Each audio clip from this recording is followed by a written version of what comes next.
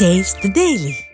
குங்குரந்தாங்கல் பகுதியில் வெங்கடேசன் என்பவர் சரத்குமார் என்ற நரிக்குறவரை அழைத்து வந்து உடல்நலம் பாதித்த தெரு நாயை சுட்டுக் கொல்ல கூறியுள்ளார். கொக்கு சுடும் துப்பாக்கியால் நாயை சுட்டபோது தவறுதலாக சிறுவன் தலையில் ஈய குண்டு பாய்ந்ததில் படுகாயமடைந்த சிறுவன் மருத்துவமனையில் அனுமதிக்கப்பட்டுள்ளார். சரத்குமார், வெங்கடேசன் இருவரும் பிடிபட்டனர்.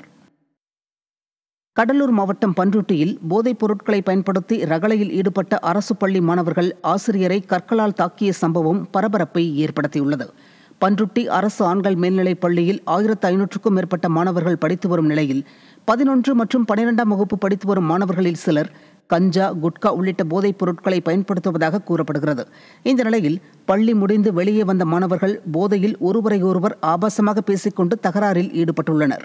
ஆசிரியர்கள் அவர்களை தடுக்க முயன்றபோது ஆசிரியர் ஒருவரை மாணவர்கள் கற்களை வீசி தாக்கியுள்ளனர்.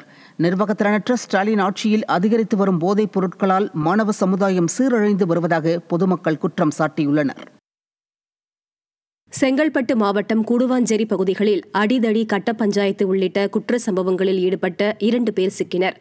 கூடுவாஞ்சேரி துலுக்கானத்தம்மன் கோயில் தெருவை சேர்ந்த விநாயகமூர்த்தி, சக்திவேல் ஆகியோர் அப்பகுதிகளில் வழிப்பறி, கட்ட பஞ்சாயத்து, மது போதையில் பொதுமக்களிடம் தகராறு செய்தல் உள்ளிட்ட பல்வேறு குற்றங்களில் ஈடுபட்டு வந்ததாக கூறப்படுகிறது. இதையடுத்து இருவரும் பிடிபட்டனர்.